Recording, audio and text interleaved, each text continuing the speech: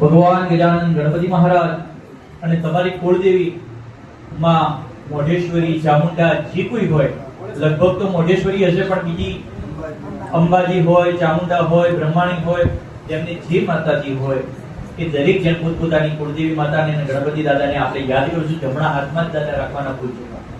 હા, નીચે ડાબો હાથ રાખવાનો. હરિ ઓમ. ભગવાન ગજાનન ગણપતિ મહારાજની યાદ કરીશું. ઓમ મહાગજાનનમ ભૂતગણાધિદેવિદાં કપિતજંબો ફલચારુપક્ષરં ઉમાશુતં શોક વિનાશકારકં નમામિ વિઘ્નેશ્વર પાદપંકજં. અંબે અંબિકે બાલિકે નમાનેતિ કચનસુતિકસુતિકં ગંભીરવાચિनं મહાગણેશંબિકાય નમો નમઃ. ચરવિદો ધ્યાનોપધ્યાનાર્થે પુષ્પાક્ષતા સમર્પયામિ. અથ આવાહનમ. તમે તમારા ડાબા હાથની અંદર થોડા ચોખા લઈ લો, વધારે જો, થોડા વધારે. હા, હાલોજી. તમે ગુલાબનું ફૂલ અને ચોખા લો જમણા હાથમાં. હા, આપણે કોઈ પણ શુભ પ્રસંગ હોય કે નવી વસ્તુ લાવ્યા હોય અને કંઈક વધાવવાનું હોય તો આપણે ચાંદલા કરીએ છીએ. કેટલા ચાંદલા કરો છો? પાછળ ઓડિયન્સમાંથી જવાબ આપજો. 5 કરો છો. ઓકે, ફાઇનલ લોક કરો. બીજા કોઈને જવાબ બદલવો છે નહીં ને? ઓકે, તો લોક કરી દો. ઓકે, તો 5 ચાંદલા કરો છો. કેમ કરો છો? કોઈની પાસેથી 6000 લેવાના હોય ત્યારે તો એમ નથી કહેતા કે ના ભાઈ 5 આપ, કે 4 આવવાના હોય તો ત્યારે કોઈ એમ નથી કહેતા કે લે ભાઈ 5 લે. તો એનો મતલબ એમ કે 4 કે 6 નો આંકડો બી ખરાબ નથી, કારણ કે આપણા વેદ 4 છે, હે, દિશાઓ 4 છે. એનો મતલબ 4 નો આંકડો ખરાબ નથી. 5 દેવ છે બરોબર, પંચતત્વ છે બરોબર. બોલો હજી બીજા કોઈ? હવે જેને જે ફાવશે, જે 5 માં આવતું હશે ને એ જોઈન કરી નાખશો, બરોબર ને?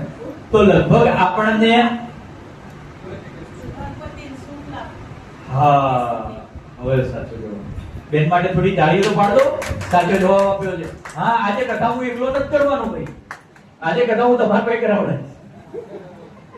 હા ને, ખબર તો પડે આટલા જીવનમાં કેટલી કેટલી કથા સાંભળી છે તો અંદર કેટલી ઉતરી છે કે ડાયરેક્ટ બારોબાર ગઈ છે, બરોબર ને? તો 5 ચાંદલા એટલા માટે કરીએ છીએ કે એની અંદર ગણપતિનો પરિવાર છે. સૌથી પહેલો વચ્ચેનો ચાંદલો કરીએ છીએ ગજાનંદ ગણપતિ દાદાનો, કારણ કે જીવનમાં એક કાર્યમાં એ નવી વસ્તુ લાવી છે, એનામાં કોઈ પણ પ્રકારનું વિઘ્ન આવે નહીં. એટલા માટે વચ્ચેનો ચાંદલો ગણપતિનો. એની આજુબાજુ 2 ચાંદલા કરીએ એટલે એમની 2 પત્ની રિદ્ધિ અને સિદ્ધિ, કારણ કે પ્રસંગ કરીએ તો એનામાં નામ યશ તો મળવો જોઈએ ને. નહીતર ગમે તેટલો પ્રસંગ કરીએ, નામ યશ ન મળે તો કોઈ મતલબ ખરો?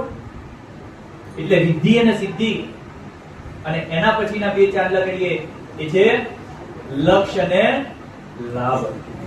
કારણ કે કોઈ પણ વસ્તુમાં લક્ષ્ય રાખીએ ને તો જ લાભ થાય, એના સિવાય થાય નહીં.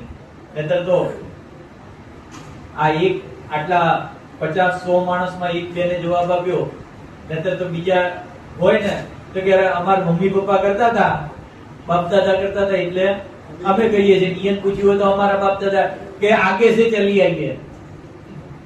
પણ આજકાલના છોકરા તો 5G જનરેશન જો પૂછશે દાદા દાદી કેમ થાય, ત્યારે શું જવાબ આપશો? ખબર ના પડે, આમ જ થાય. એ ચાલશે નહીં, બરોબર? તો હવે આપણે નથી સમજાય, પણ આપણે આપણા બાળકોને અને આપણા સંતાનોને આપણે શીખવીએ.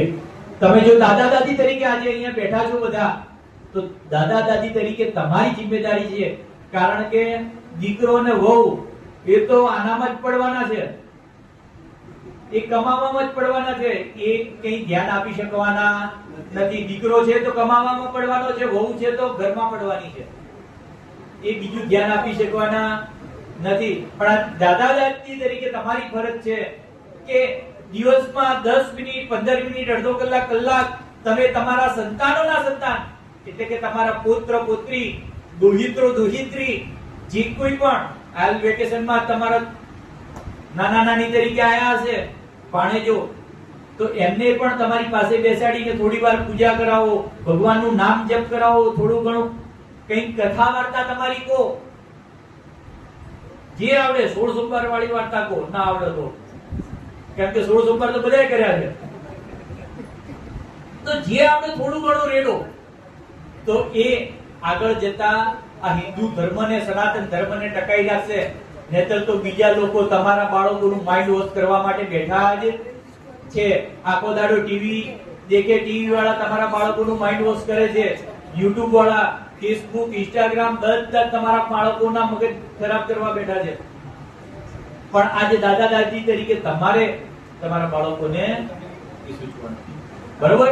તો પહેલા થોડું ઘણું આપણે એ દેખીએ અને સમજીએ અને પછી આપણે આપણા બાળકોને આપીએ. તો ગણપતિ દાદા ઉપર 5 વખત ચોખા ચડાવો.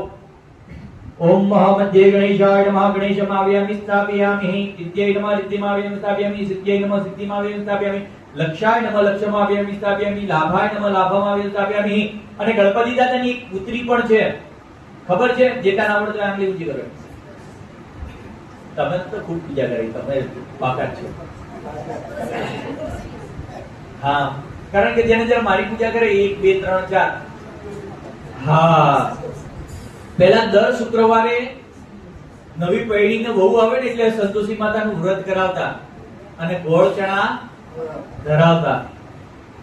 પણ હવે નવી વહુ આવવા માંડી, ટ્રેન્ડ ચેન્જ થઈ ગયો અને હવે દર શુક્રવારે શાનું વ્રત થાય છે? વૈભવ લક્ષ્મી. હા, આવા તો વિચાર કરો, આપ તમારા મા બાપ પાસે કે તમારા દાદા દાદી પાસે શું હતું? કશું. આપણા પાસે જે એટલું છે એટલું હતું. પણ તે છતાંય એ ગામડામાં હશે અને ઢોળિયામાં બેઠા હોય ને આપણે પૂછીએ કે દાદા કે ભા કેમ છે, તો કે આનંદ છે, તો શાંતિ છે. હે, પણ આજે આપણા ઘરમાં એસી છે, ગાડીઓમાં એસી છે, ઓફિસમાં એસી છે, છાતી ઉપર હાથ રાખીને કહી દો કે શાંતિ છે જીવનમાં. આજે પૈસો બધા પાસે છે પણ શાંતિ નથી, કારણ કે સંતોષી માતાને આપણે ભૂલી ગયા છીએ. જીવનમાં સંતોષ હશે ને તો જ શાંતિ હશે.